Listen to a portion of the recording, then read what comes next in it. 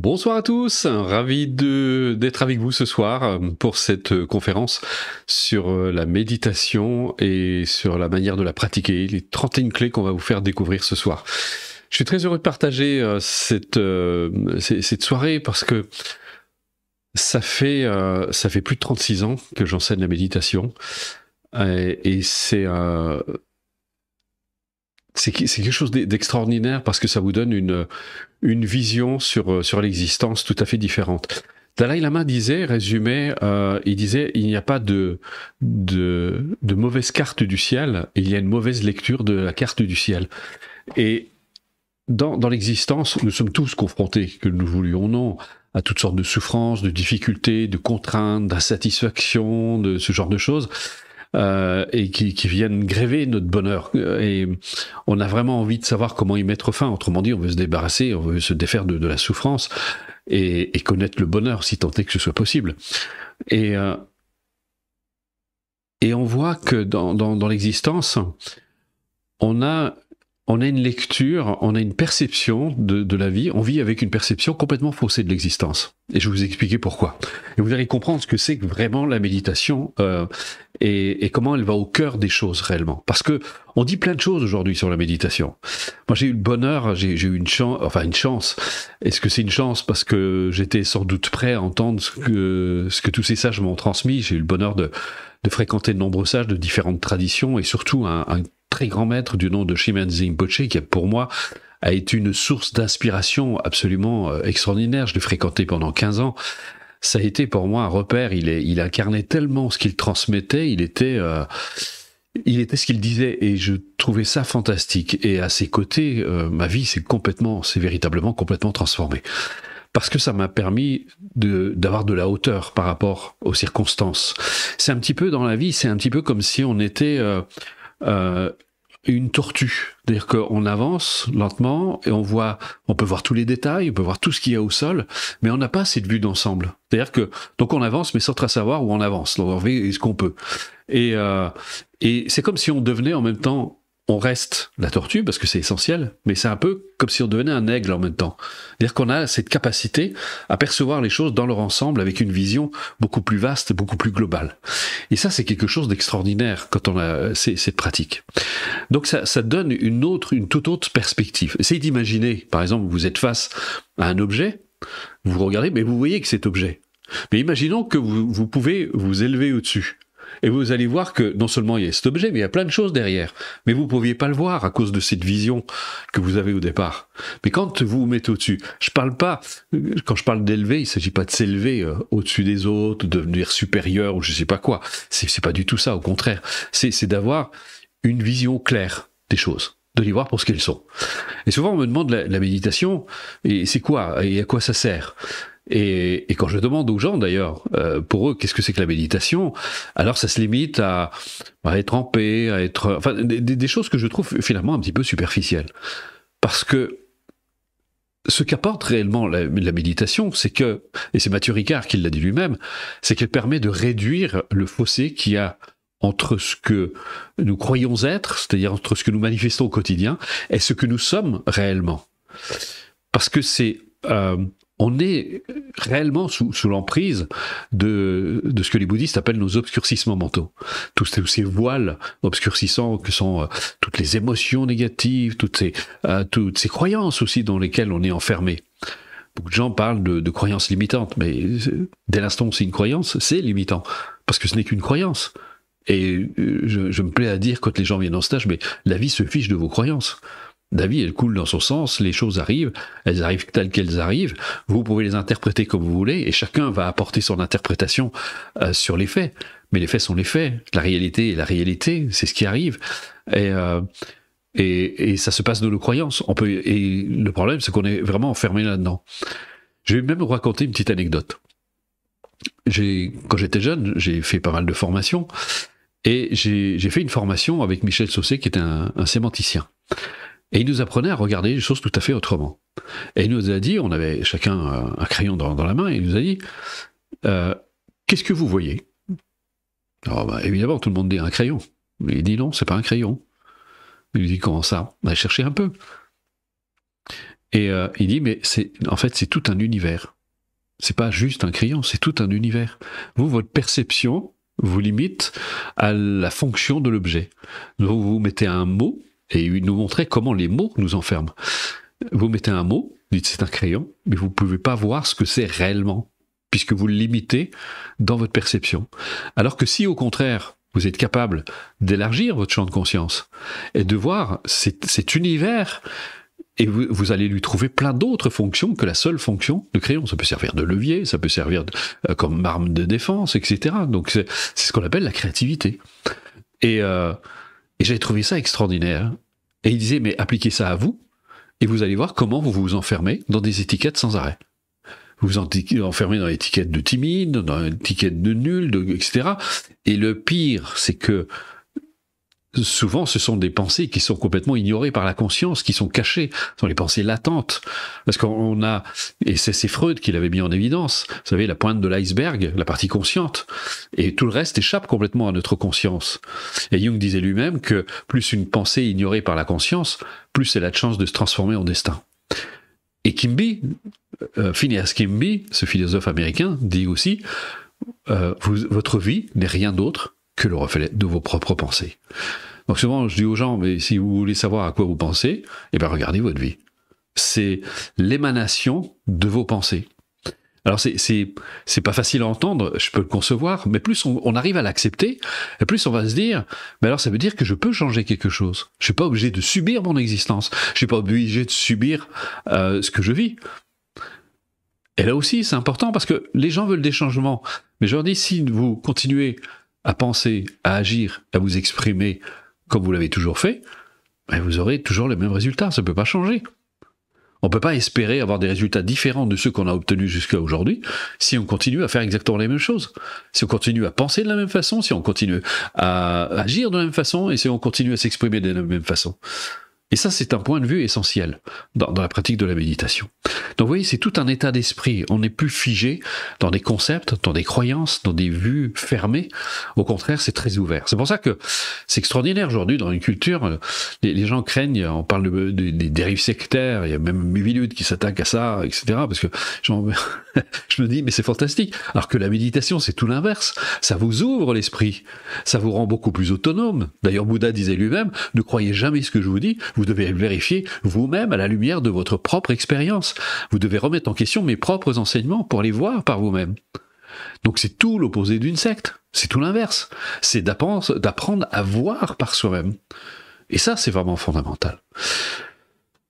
Et donc, comment dire, j'essaie d'introduire la méditation pour que vous ayez une réelle perception de ce que c'est réellement, parce que aujourd'hui, moi ça fait 50 ans que je pratique la méditation. Ça fait 36 ans que je l'enseigne.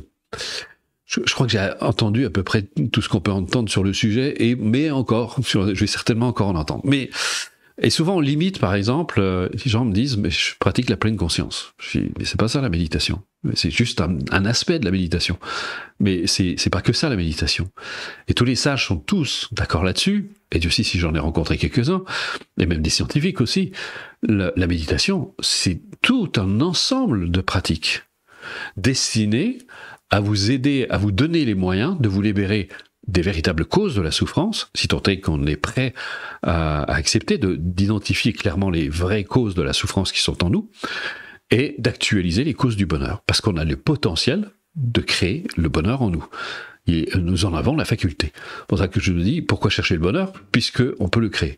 En réalité, on ne le crée pas, on le révèle. C'est Christophe André, d'ailleurs, qui disait, le bonheur, c'est pas quelque chose qu'on peut forcer, c'est quelque chose qu'on peut favoriser. C'est comme une plante. En fait, vous ne pouvez pas tirer dessus pour qu'elle pousse plus vite. C'est impossible, ça ne marche pas. Mais par contre, vous pouvez créer les conditions pour que cette plante pousse dans de bonnes conditions et vous donne de bons fruits, etc. Mais c'est exactement pareil. Et ça, c'est un point qui est très important. Je vais même avancer, puisque là, je vais vous faire... il y a 3 niveaux dans la démarche. Je vais vous faire du 3e niveau. On parle de ce qu'on appelle la vacuité. C'est quoi la vacuité? La vacuité, c'est de comprendre la nature des phénomènes. C'est que tous les phénomènes, en fait, n'existent pas par eux-mêmes. Nous, on a une perception. C'est pour ça que je vous disais, notre perception est faussée, parce que on donne une réalité solide aux objets de nos perceptions. une identité solide, immuable. Mais le problème, ça pose des problèmes de logique. C'est parce qu'on voit bien que tout change.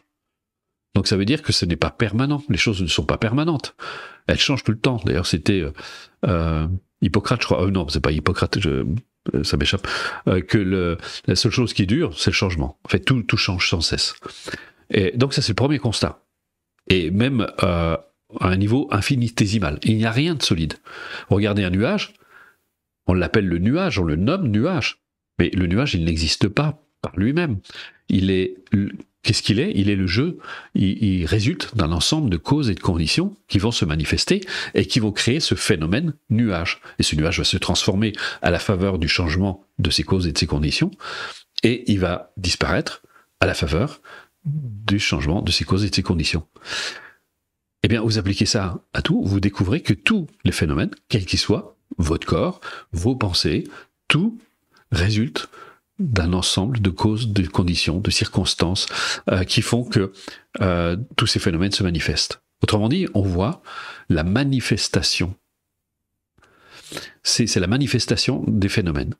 Votre corps, c'est la manifestation de ces phénomènes, de tout un ensemble, de tout un ensemble de causes et de conditions. Et ça, c'est très intéressant parce que si on accepte justement de se libérer de cette perception erronée, que les phénomènes sont figés, peuvent être immuables, solides, et bien ça veut dire que tout change.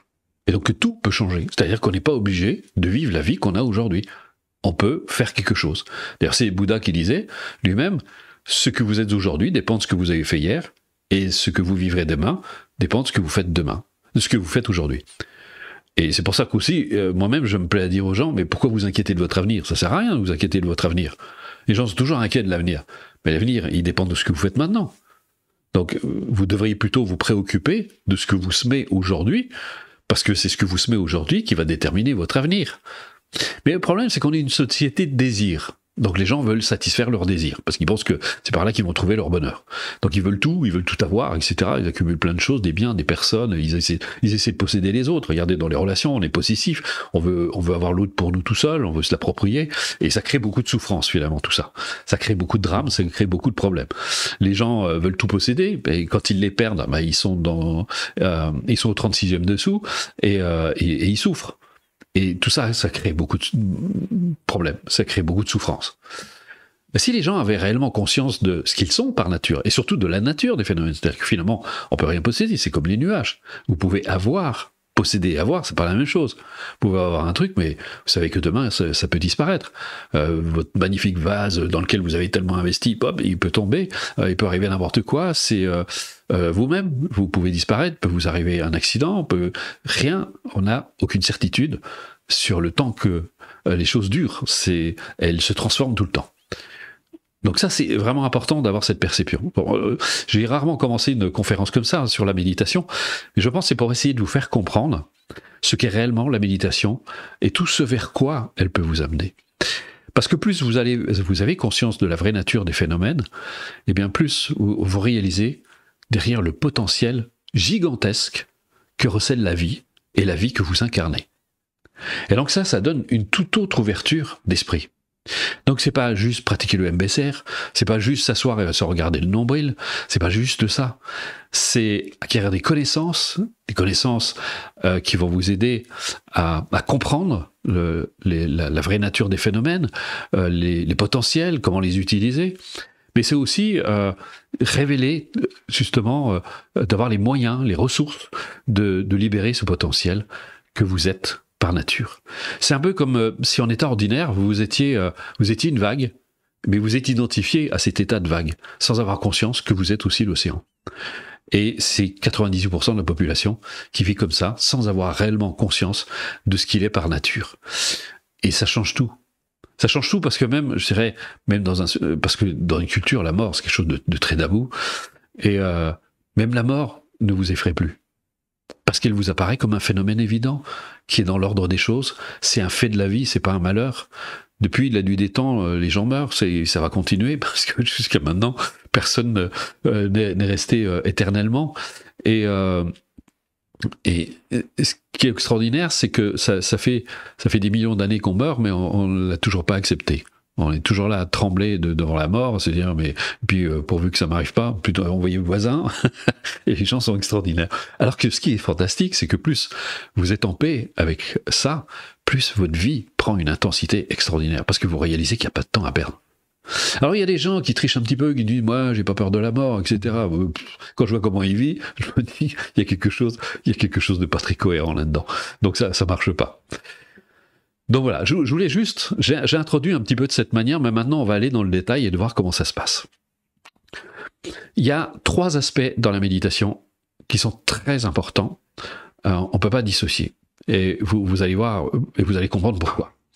La première chose, justement, on parlait tout à l'heure de pleine conscience. Moi, je ne suis pas très fan de ce terme, parce que je trouve qu'il ne reflète pas du tout ce à quoi ça correspond. Aux origines, vous savez peut-être pas, mais il y a en tout cas des recherches archéologiques qui ont démontré la présence de la pratique de la méditation il y a 4000 ans. Donc ça fait près de 4000 ans qu'on pratique la méditation.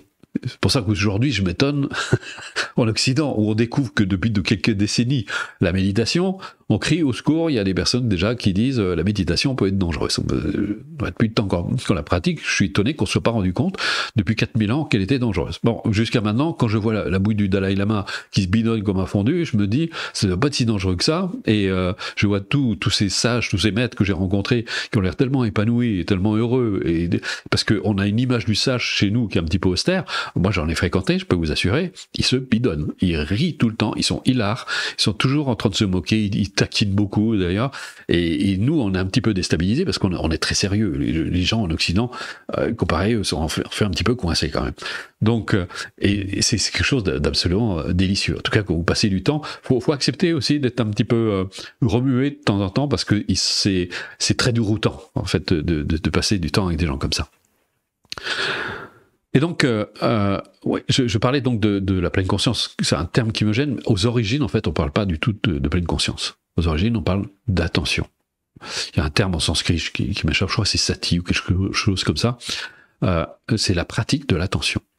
Pourquoi l'attention? Parce que l'attention, c'est une faculté d'abord qu'on possède tous et qu'on applique parfois. Par exemple, quand vous prêtez de l'attention à quelqu'un, qu'il soit malade ou pas, enfin peu importe, vous lui prêtez de l'attention. Et dans cette attention, moi j'aime bien, il y a une notion de bienveillance.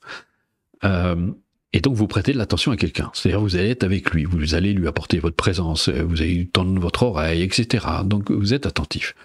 Si je vous dis par exemple, amenez votre attention sur votre bras droit ou votre bras gauche, bon, peu importe, qu'est-ce qui va se passer? C'est que votre bras droit va exister davantage pour vous momentanément. Et vous êtes beaucoup plus conscient de cette partie du corps. En fait, la conscience amène, on va dire, une sorte de lumière, d'éclairage.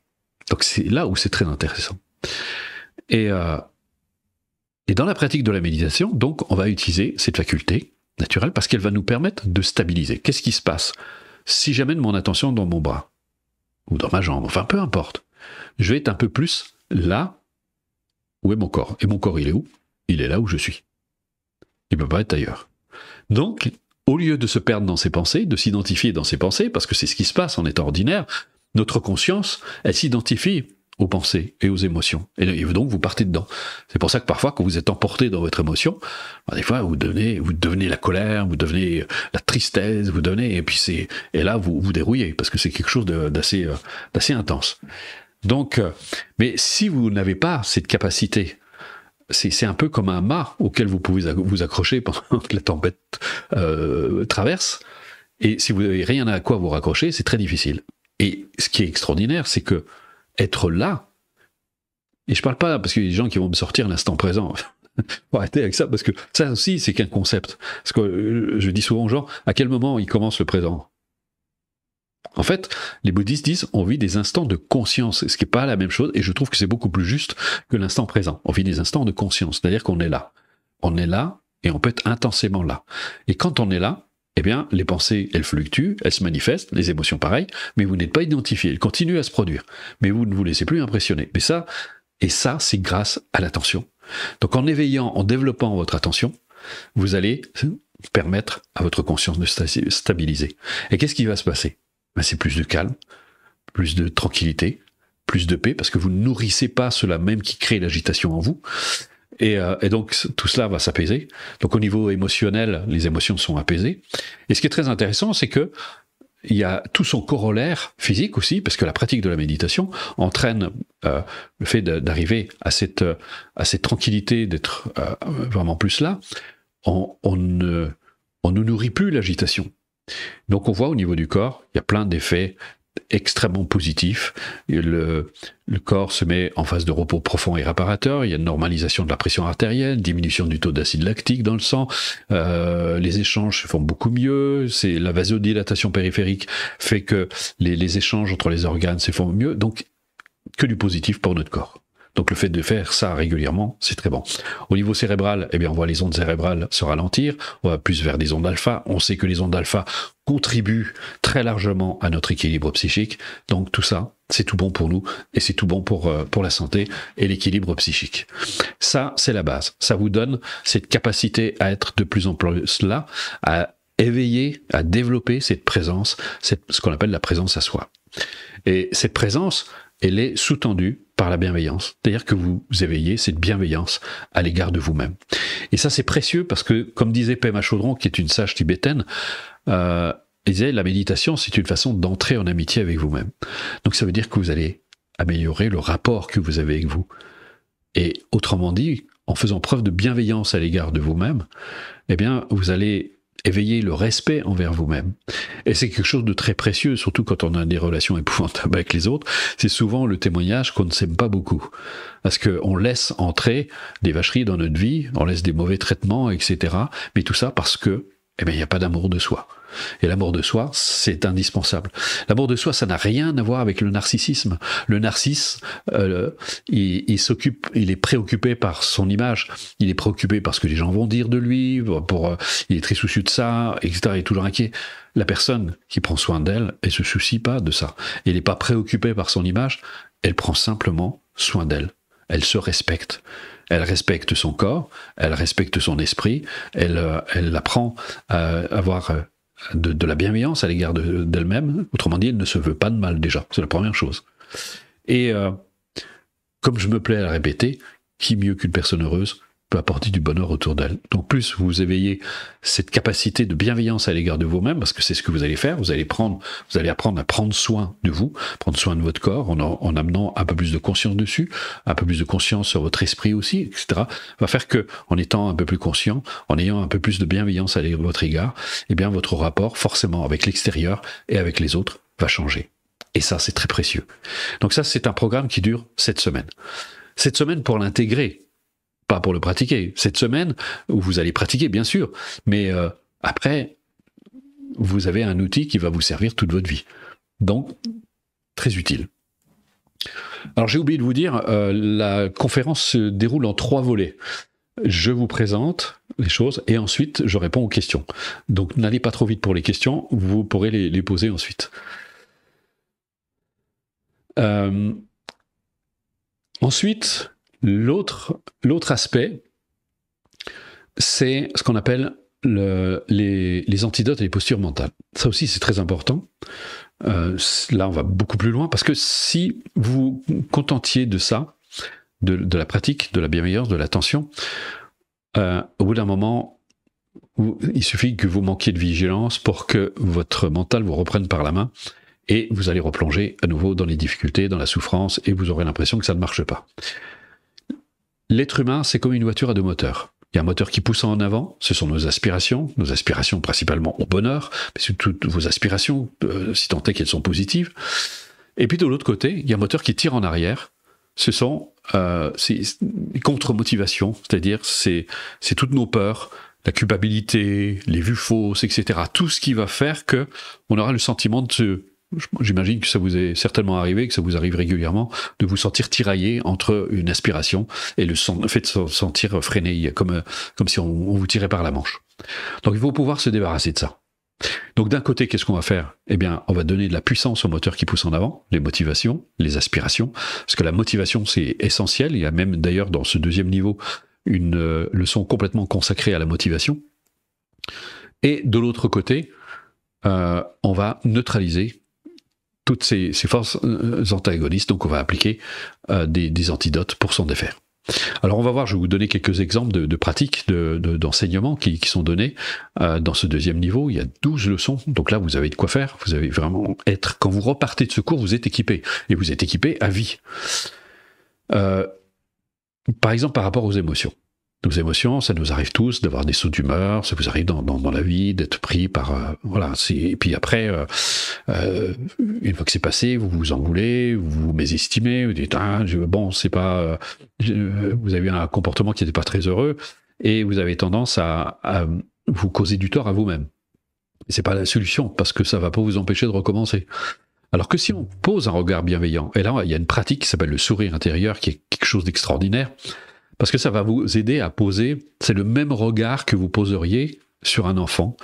Imaginez un enfant qui joue avec un jeu de Lego, il est en train de s'énerver, ça se passe pas comme il veut, etc. Mais il est en train de s'énerver. Puis vous, de votre position d'adulte, vous avez ce recul, ce détachement, et vous souriez. Mais ce n'est pas un sourire de moquerie, c'est un sourire de tendresse, c'est un sourire de compassion. Vous voyez ce petit bout de chou qui est en train de s'énerver avec son jeu de Lego, le pauvre, et vous allez l'aider, par bienveillance. Eh bien, là c'est pareil, vous allez faire la même chose pour vous-même. Et vous allez voir comment vos émotions, déjà, vous allez prendre de la distance par rapport à ça.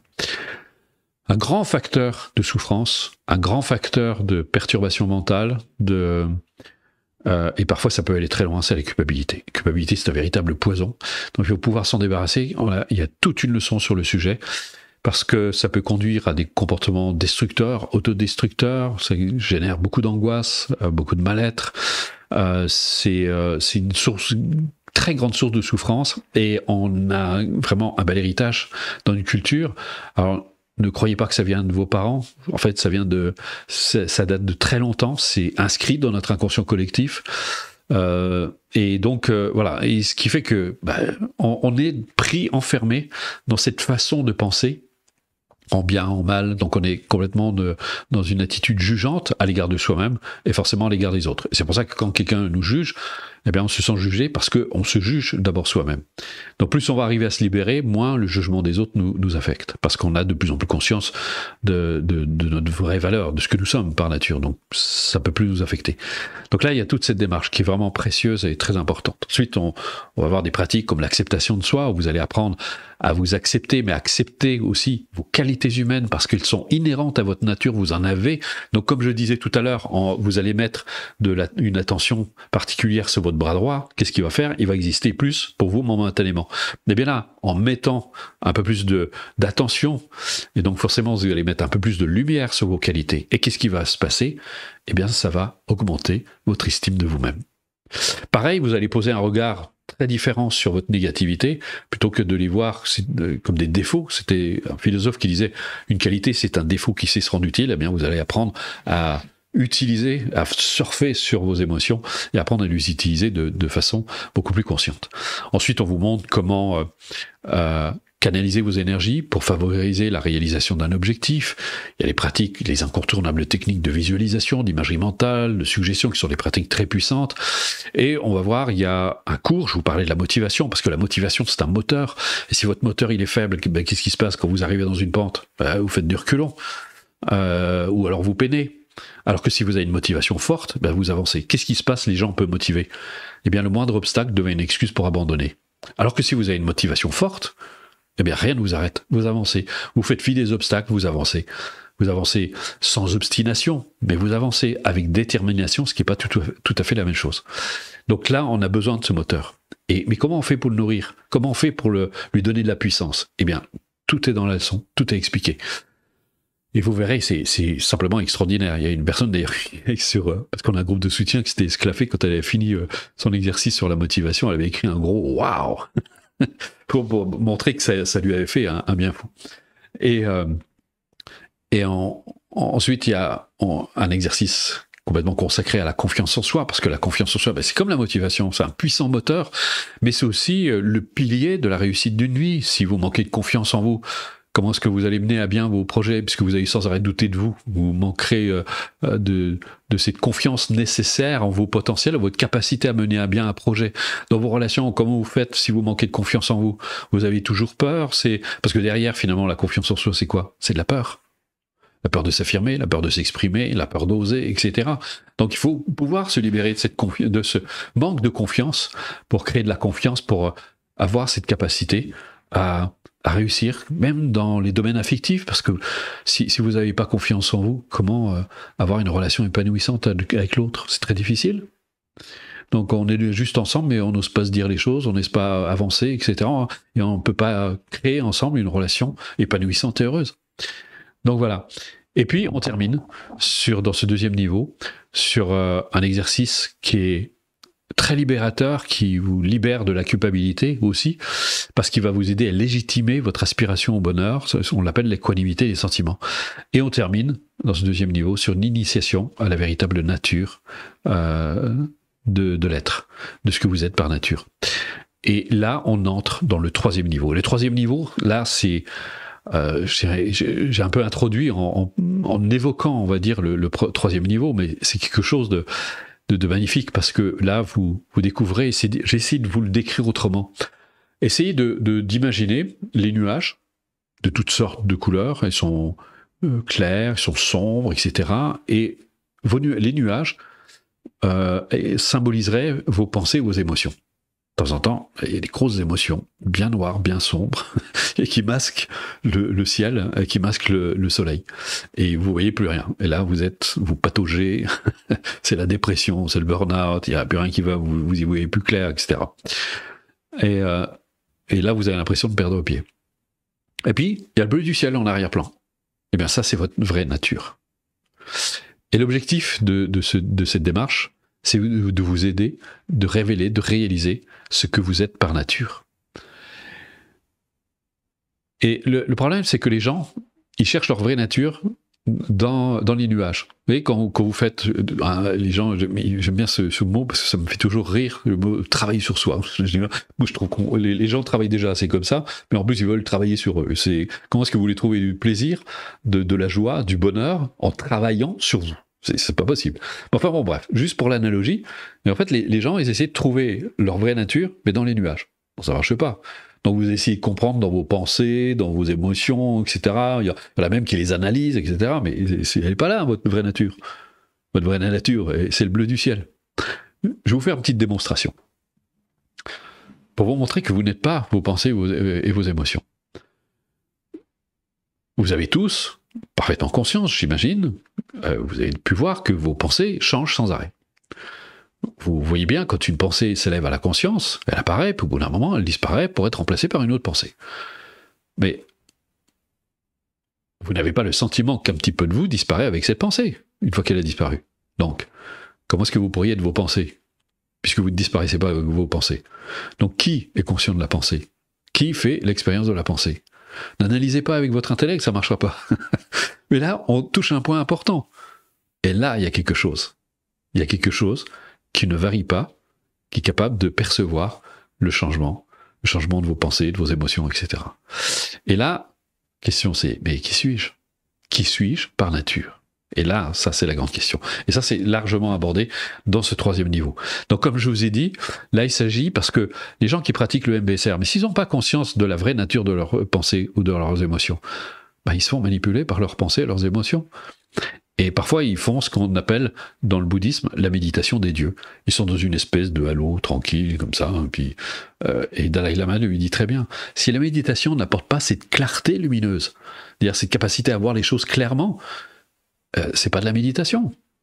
C'est juste une bonne sieste. C'est juste, voilà, vous êtes dans un état de tranquillité. Ou, comme disait Dalai Lama, vous obtenez la même chose avec de l'alcool. Vous buvez un verre, et hop, ça y est, vous êtes un petit peu comme ça. Bon, ne vous mettez pas à boire, hein, c'est pas ce que je vous dis. Voilà.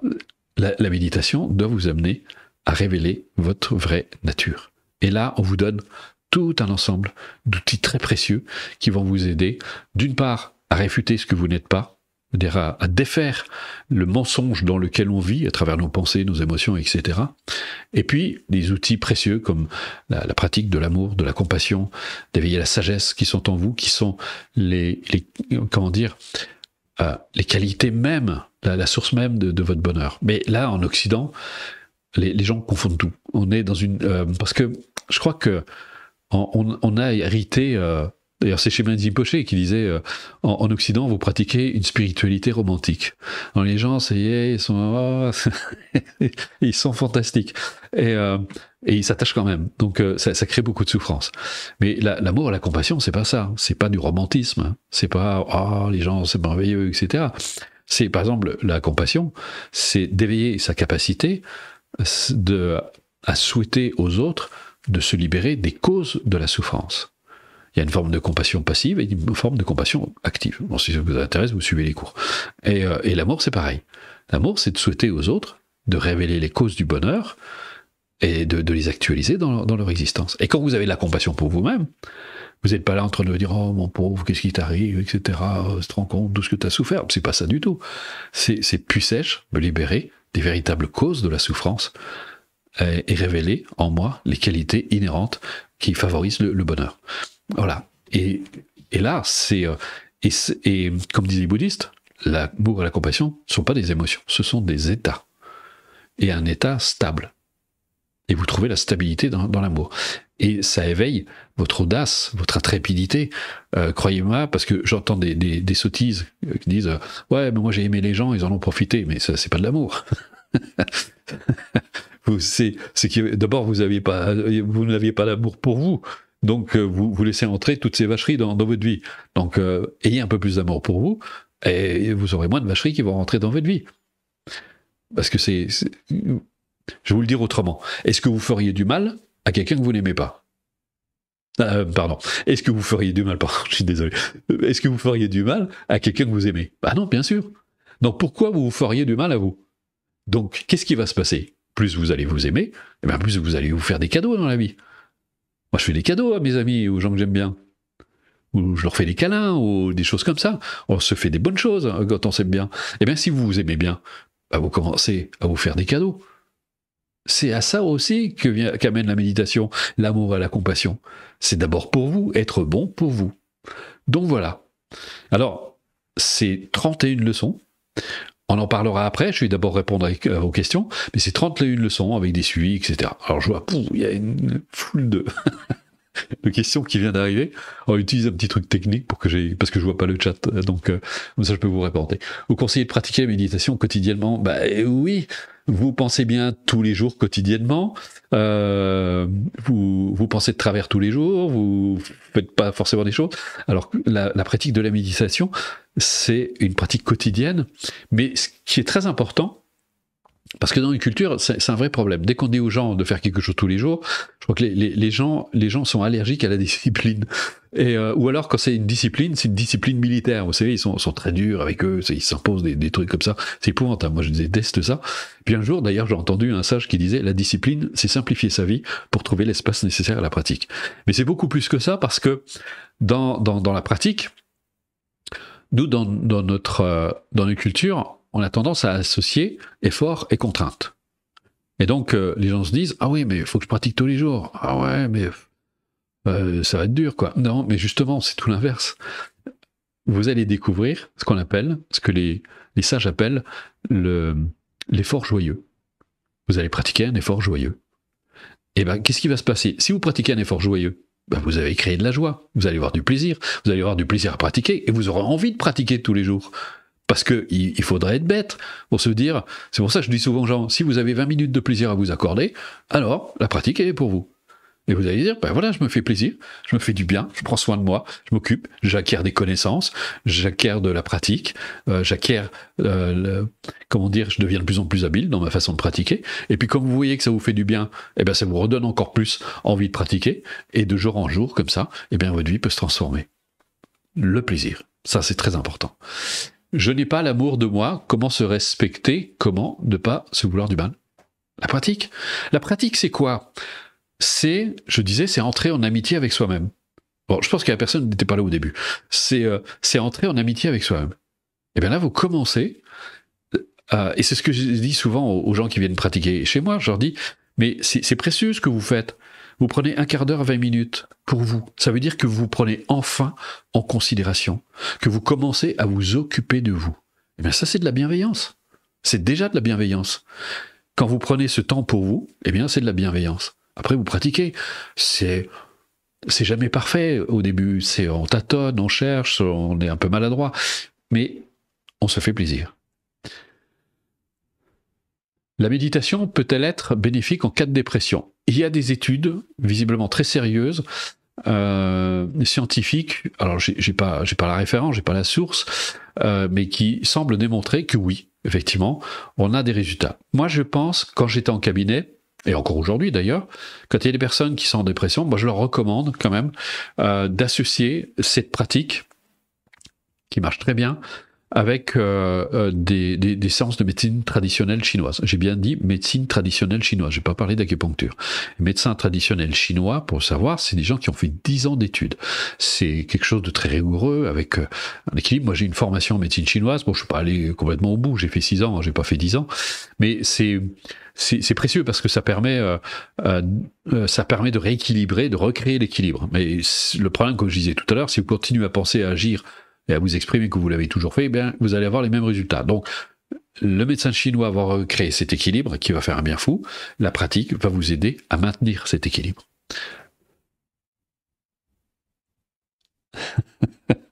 Les sages ne sont pas dans le tumulte de la vie. Société, consommation, violence, être en dehors du système ne génère pas la même réflexion de stress. Notre société est anxiogène, donc il ne faut plus écouter les infos 3 fois par jour.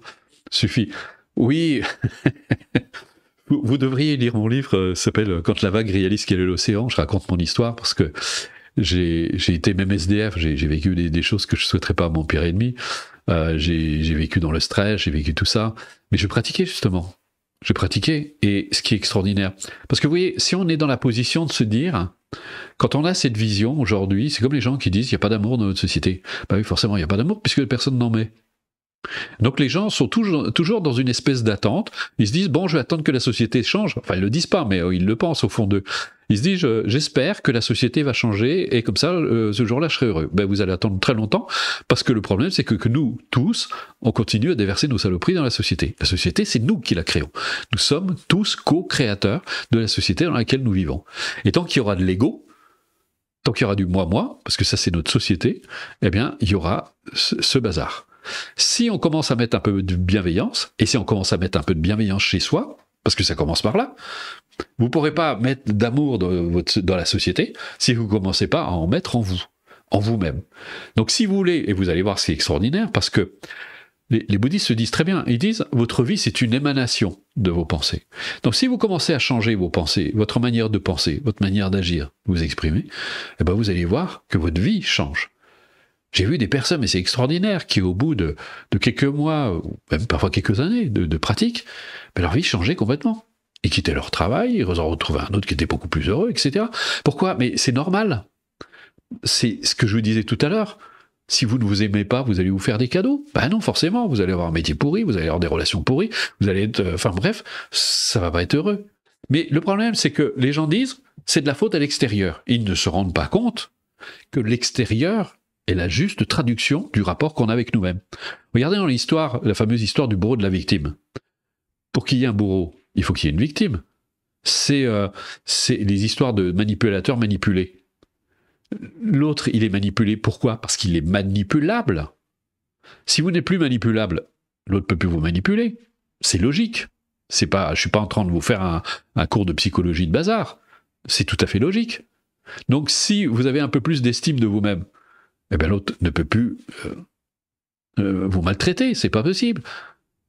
Un manipulateur comme ça n'aura jamais d'emprise sur quelqu'un qui a une bonne assise, qui a confiance sur lui, qui est bien dans sa peau. Ça marche pas.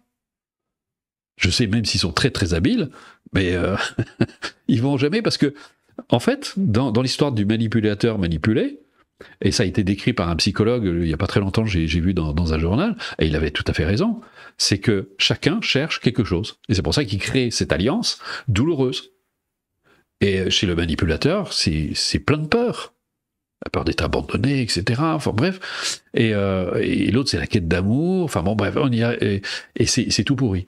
Si vous avez conscience de ça, vous arrêtez de pointer du doigt la société, les machins, etc. Parce que c'est nous qui participons. On y participe directement. Donc si on met autre chose dans la société, eh ben on aura autre chose.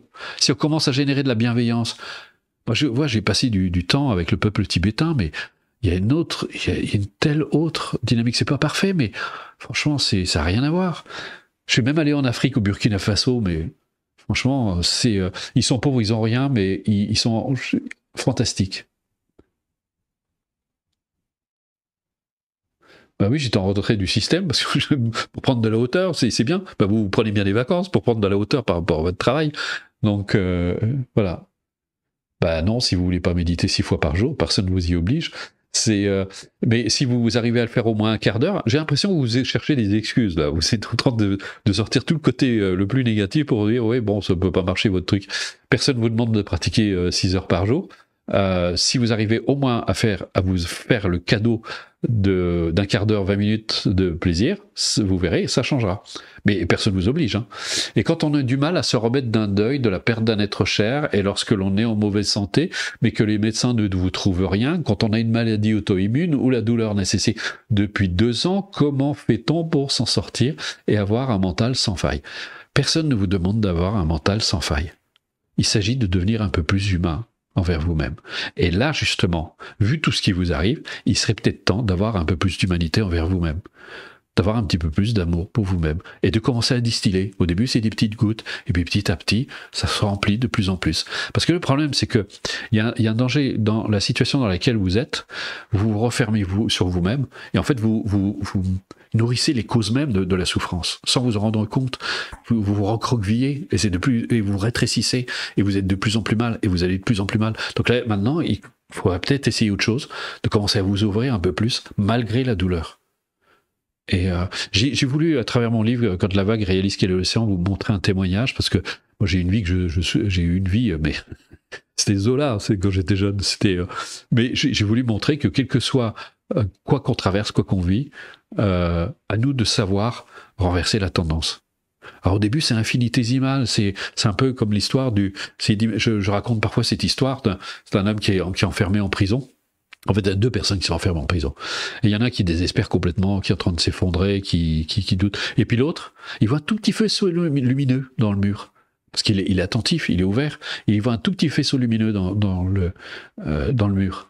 Et tous les jours, il gratte un petit peu. Tous les jours, il gratte. Ça met des mois, des années. Mais il gratte tous les jours. Et au bout d'un moment, il y a de plus en plus de lumière, et à un moment, il y a un trou suffisant pour s'échapper. C'est juste une anecdote, mais c'est pour vous montrer, c'est tous les jours, un petit peu. Et ça va s'agrandir. Mais vous avez besoin d'être accompagné, donc faites-vous aider. Là, vous avez une démarche qui est où vous êtes accompagné. Vous verrez, on va en parler, mais c'est très complet. Bonheur, c'est quoi la différence entre état et émotion? Vous le saurez dès que vous aurez pratiqué. Culpabilité, oui, quand on a perdu des gens, le deuil sentimental, relations toxiques et aussi amis, avoir des gens partir... et aussi amis, voir des gens partir émotion, comment travailler son émotion, et sans estime face aux événements de la vie. On ne travaille pas ces émotions. J'ai essayé de vous décrire, alors je ne sais pas si vous étiez là au début de la conférence, mais c'est le même rapport, c'est comme les nuages, vous ne pouvez pas manipuler les nuages. C'est la façon de les regarder. Mais sans pratique, c'est impossible. Si vous n'avez pas la pratique, c'est très difficile, vous allez vous empêtrer là-dedans. À quoi ressemble une séance? Vous allez savoir tout de suite après cette conférence, parce que vous allez pouvoir essayer. Auriez-vous des livres? Je vous en ai donné un. Alors, les livres, c'est une chose. Hein. Moi, je vous m'enseigne un livre. Hein. Je ne vous demande pas de l'acheter. Hein. Je vous ai donné juste à titre d'information. Je ne demande pas ce que les gens achètent ce que je propose. C'est pas l'idée. C'est juste, je vous présente. Si ça vous convient, c'est bien. C'est une proposition. Si ça vous intéresse pas, il n'y a pas de problème. C'est pas d'obligation. Mais comment dire, le livre, ça donne une information, mais ça ne vous donne pas... La pratique, c'est autre chose. Si vous avez vraiment une mise en pratique, c'est pour ça que nous, j'ai mis en place ces cours pour vous aider. La méditation peut-elle permettre de réparer le corps, à savoir si l'on est malade somatiquement? La méditation a-t-elle des vertus curatives? Elle a des effets. Aujourd'hui, c'est largement prouvé scientifiquement. Elle aide le corps. Comme j'ai dit, ça recrée un équilibre, etc. Donc, on peut dire oui. Mais par contre, j'ai pas envie de vous créer des espoirs parce que ça dépend des personnes, ça dépend. C'était une thérapeute qui disait on peut guérir toutes les maladies, mais on peut pas guérir toutes les personnes. Parce que derrière, parfois, il y a la maladie. Le problème, c'est que il faut voir les enjeux qu'il peut y avoir psychologiques derrière. Est-ce que la méditation peut atténuer les troubles de comportement alimentaire ? Pour le savoir, il faut pratiquer. Donc, vous essayerez et dans tous les cas, on va vers une amélioration. C'est-à-dire qu'on recrée un état positif envers soi-même d'abord, pour commencer. Et donc, on a les outils. Et donc, ça va forcément avoir des incidences sur à peu près tout. J'ai un petit peu de mal à intégrer la subtilité entre la concentration et l'attention. La concentration, vous focalisez, mais vous concentrez en fait il y a un rétrécissement du champ de conscience dans la concentration. Dans l'attention, on est ouvert. Par exemple, si je vous dis, mettez de l'attention sur votre bras, vous percevez votre bras, mais en même temps, vous pouvez percevoir le reste. Dans la concentration, on est uniquement concentré. On rétrécit son champ de conscience. Donc l'attention, elle est ouverte, elle est bienveillante, elle n'est pas fermée comme la concentration. Donc voilà. Puis en plus, la concentration, souvent, c'est une concentration volontaire. Donc ça crée des tensions. Donc il n'y a rien à voir. Donc voilà. Donc j'ai répondu à peu près à toutes les questions. Maintenant, on va passer. Je vais vous présenter la démarche. Si vous êtes intéressé, et si vous n'êtes pas déjà parti, vous allez pouvoir directement l'essayer. Ça vous permettra de voir si ça peut vous convenir. Je tiens à préciser quand même une chose. Pour qu'il n'y ait pas de malentendu, pour moi c'est très important. J'enseigne cette démarche. Pour moi, c'est un vrai sacerdoce. Je fais ça parce que j'ai compris que cette connaissance, ces connaissances, parce qu'il y a des connaissances pratiques aussi, elles aident. Moi, elles m'ont aidé. Elles m'ont permis de vivre la vie que j'ai aujourd'hui. C'est pour ça que j'ai foi dans cette démarche. Je l'ai appliquée. Ça demande, dans certaines situations, un peu de ténacité. Et donc, j'ai une conviction profonde que cette démarche peut être bénéfique pour un très grand nombre de personnes. J'enseigne depuis 36 ans. J'ai vu énormément de gens changer, même parfois radicalement leur vie. Ça apporte de réelles transformations. Est-ce que ça marche sur tout le monde ? Je ne sais pas. Je ne peux pas l'affirmer parce que il y a des personnes qui vont tout de suite bien s'appliquer dedans, qui vont très vite l'intégrer. Il y en a d'autres, peut-être qu'elles vont opposer des résistances, elles vont mettre des freins. Donc c'est très difficile à voir. C'est pour ça que maintenant, on vous met à disposition un essai de 2 exercices pour que vous puissiez voir si ça vous parle. Je ne souhaite pas que vous achetiez cette démarche. C'est pas mon objectif.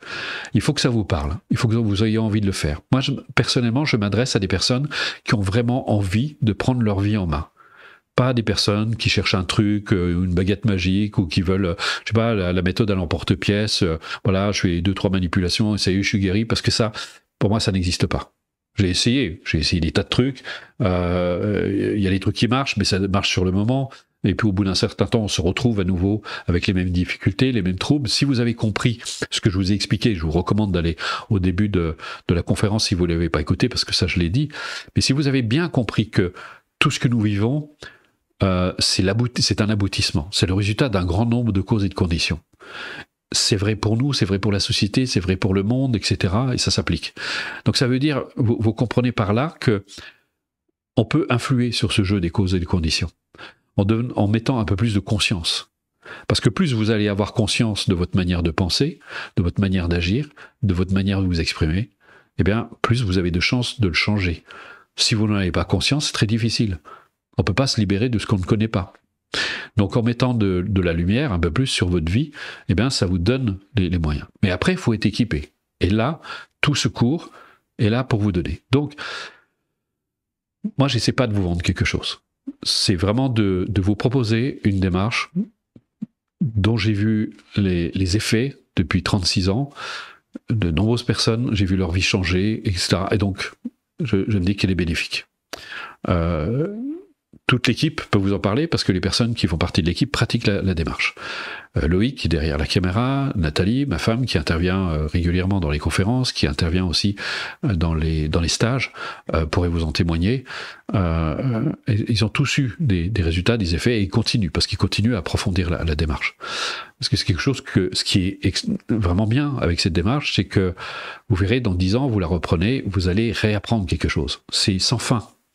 Et c'est pour ça, c'est un truc dont on se lasse pas. Alors, c'est pour ça, d'ailleurs, je vais anticiper une question qui n'a pas été posée, parce qu'on me la pose de temps en temps, parce que les gens me disent, mais une leçon par semaine, 31 leçons, ça fait 9 mois de formation. Et oui, alors les gens me disent, mais c'est long, mais je peux vous assurer, les gens nous disent, pratiquement unanimement, mais c'est déjà fini au bout de 9 mois, parce que tellement ils apprennent. Tous les jours, c'est une nouvelle connaissance, c'est une nouvelle pratique. Vous apprenez, il y a quelque chose, et le nombre de personnes qui auront fait plusieurs fois les 3 niveaux, c'est extraordinaire, parce qu'ils disent, mais je ne cesse d'apprendre. Ce sont des connaissances et qui touchent à un niveau très subtil. Donc voilà, c'est tout ce que je peux vous dire. Après, vous prenez pas, il n'y a pas de souci. Moi, je ne crée pas d'obligation. J'ai juste envie de partager ces connaissances parce qu'elles m'ont été très bénéfiques. Elles ont été bénéfiques à beaucoup d'autres personnes. Donc, si ça peut vous être bénéfique, eh bien, j'en serais vraiment ravi. Alors maintenant, comment concrètement ça se passe? Imaginons, vous pouvez même démarrer ce soir. Comment ça va se passer? Vous vous inscrivez, vous commandez la démarche, eh bien, vous allez recevoir une leçon par semaine.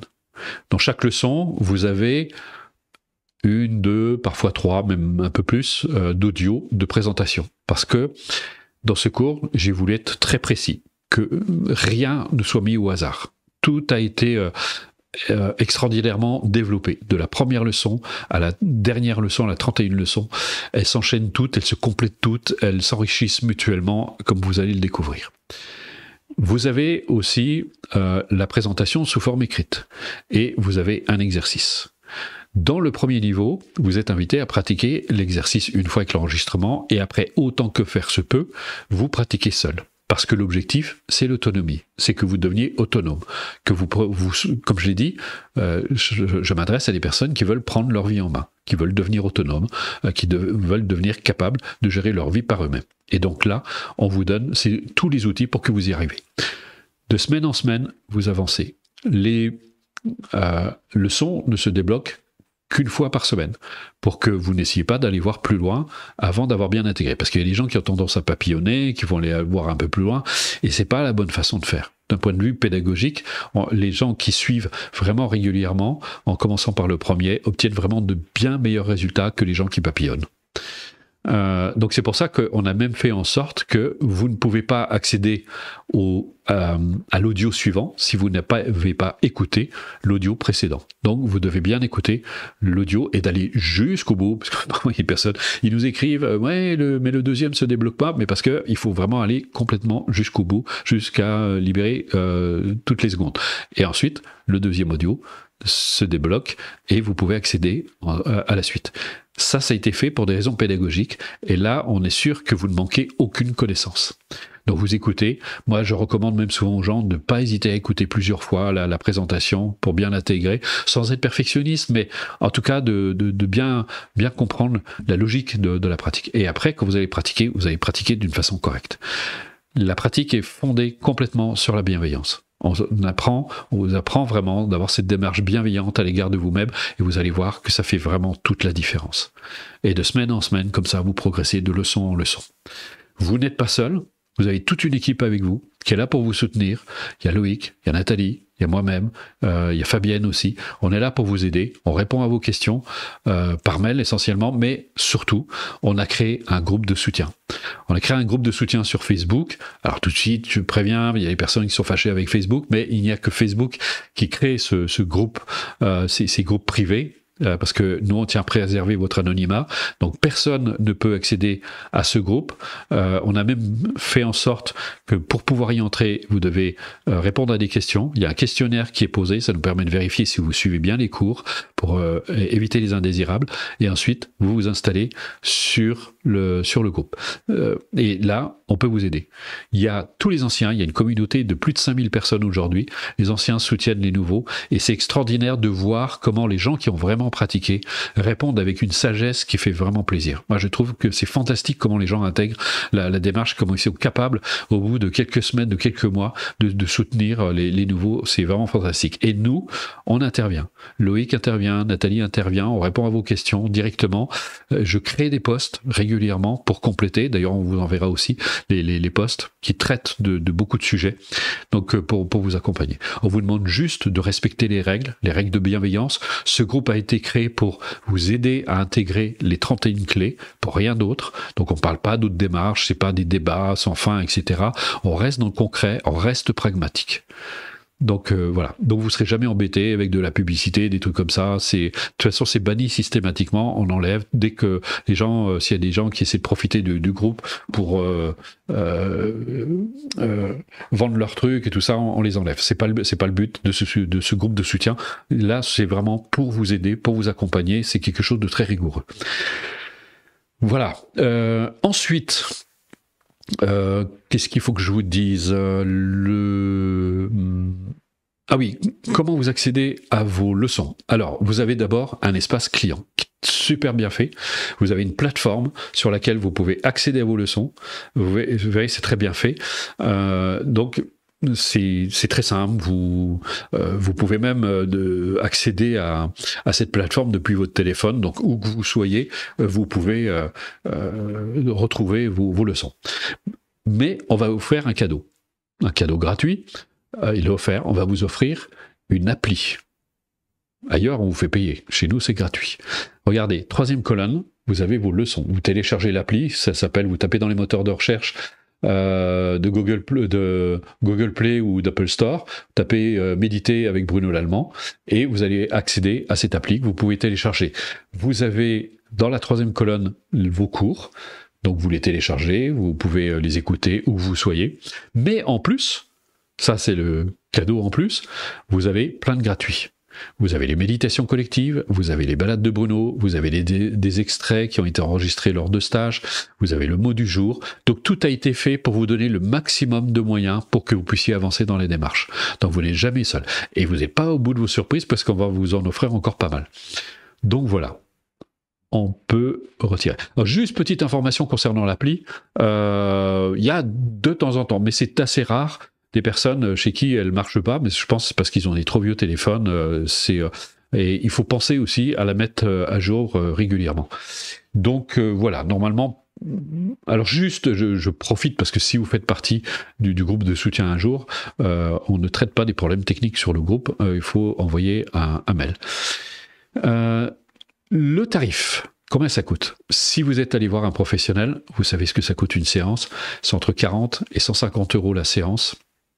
Ce qui est, je sais que tout le monde ne peut pas se payer, simplement 10 séances, et bien vous en avez tout de suite pour 400 €, pour seulement 10 séances. Là, on vous propose 31 leçons. Eh bien, vous n'allez pas payer 40 €, vous n'allez pas payer 150 €, vous allez payer 11,30 €. Mais il y a une petite condition. Parce que nous, on ne veut pas prendre trop de monde, on veut limiter le nombre d'inscriptions parce que pour nous c'est important, on veut faire un travail de qualité avec vous, donc on veut pouvoir vous accompagner et si on a trop de monde, ça fait beaucoup de mails, beaucoup de questions, donc il faut qu'on puisse vous suivre. Donc on limite le nombre d'inscriptions. Donc ce tarif va rester pendant 24 heures, jusqu'à demain soir, le temps que vous puissiez l'essayer. Mais en plus, ce n'est pas tout. On va vous offrir ce cadeau si vous commandez dans les 24 heures. Parce que moi, je considère que vous nous faites confiance. Et bien, en retour de ces confiances, voilà ce qu'on vous offre si vous commandez dans les 24 heures. Vous avez 5 jours de stage en vidéo. Vous verrez, c'est très riche, vous aurez l'impression d'être en stage, c'est lui qui a fait les enregistrements, c'est absolument magnifique, c'est vraiment très vivant, vous avez des enseignements, vous avez des pratiques, vous allez un peu vivre l'ambiance des stages. Normalement c'est vendu 150 €, là c'est cadeau, on vous l'offre. Vous avez un séminaire, alors là c'est carrément cadeau, un séminaire complet que j'ai donné à Paris sur la confiance en soi. Vous avez 9 vidéos de 1 heure, 2 vidéos bonus de 15 minutes. Là, vous avez vraiment de quoi faire. C'est pour développer. C'est un super complément au cours aussi. Et vous avez en plus, pour compléter la démarche, le CD du mois pendant toute une année. J'ai oublié de vous dire avant, il vaut aussi 150 €, c'est offert. Là, pendant toute une année, toute une année, tous les mois, on vous envoie des extraits de stages, d'ateliers, de séminaires que j'ai donnés, qui vont là aussi vous aider et qui vont compléter la pratique que vous allez faire avec nous. Donc là, franchement, on met toutes les chances de votre côté que vous ayez tous les éléments pour pouvoir avancer. Si vous êtes intéressé, vous pouvez commander pendant 24 heures pour avoir ce tarif. Vous allez sur coursbruno.fr. Sur cette page, vous allez voir, vous avez déjà des informations complémentaires qui peuvent compléter ce que vous avez déjà entendu là. Et puis, vous verrez sur cette page, il y a des boutons un peu partout que vous pouvez repérer qui vous permettront de tester la méthode. Donc, on met à disposition différents enregistrements qui vont vous permettre de découvrir. Voyez si ça vous parle ou pas. Alors, petite recommandation, faites-le à un moment où vous êtes disponible. Ne faites pas ça dans l'agitation ou entre deux portes comme ça, vite fait. Prenez le temps d'écouter, prenez le temps de goûter, prenez le temps d'essayer. Si vous êtes trop fatigué, différez l'exercice au lendemain parce que il y a de bonnes chances que vous risquez de vous endormir. En tout cas, faites-vous plaisir. On vous laisse 24 heures pour ça et après, c'est vous qui décidez. Voilà. On retire l'image. Voilà. Moi, je vais vous laisser avec Dr Cyril Asif-Thomas, psychiatre, membre du comité éthique des hôpitaux de France. C'est quelqu'un d'extraordinaire, c'est un ami, il a voulu témoigner, et c'est un gage de sérieux parce que on a même plein de témoignages comme ça. On a celui du docteur Cyril Asif-Thomas, on a un autre témoignage d'un membre d'un chercheur du CNRS qui a voulu témoigner. On a voulu vous les présenter parce que ce sont des gens qui ont un sens critique très poussé, donc ils sont capables de repérer s'ils ont affaire à des choses un peu bizarres. Et donc on aurait pu vous mettre une personne, un fan, quelqu'un de qui est enthousiaste, on va se dire oui mais c'est parce qu'elle est fan, etc. Là on a voulu justement vous montrer des gens qui ce sont des gens qui exercent comme Dr Cyril Asif-Thomas un métier qui demande de la rigueur, donc c'est pas des gens à qui on fait avaler n'importe quoi. Notre ami chercheur au CNRS c'est pareil, d'ailleurs il y a un sens critique assez poussé parce que quand j'avais sorti la nouvelle démarche, parce qu'elle a été refondue il y a pas très longtemps, il m'a pas épargné, hein. Chaque fois il me posait des questions, etc. Oui mais là t'as dit ça, etc. Donc oui c'est donc ça a été fait avec beaucoup de rigueur. Donc on va vous laisser avec Dr Cyril Asif-Thomas et voilà, il va vous témoigner. Il est venu en stage, il a suivi les cours et il va vous en parler, il va vous dire ce qu'il en pense. Et après, si vous voulez, à vous de décider si vous commandez, si vous nous rejoignez, on aura le bonheur de vous compter dans cette magnifique communauté humaine parce que tout est c'est fondé sur la bienveillance. Quand je dis la bienveillance aussi, ça veut dire, parce que faites attention, vous apprendrez à ne pas vous laisser piéger aussi. La bienveillance, ça ne veut pas dire amen à tous les désirs des gens. Parce qu'il y a des personnes qui nous disent ouais, vous n'êtes pas bienveillant parce que on n'a pas répondu aux attentes des gens. Donc les gens sont extraordinaires. Mais ça, c'est notre culture, hein. C'est fantastique.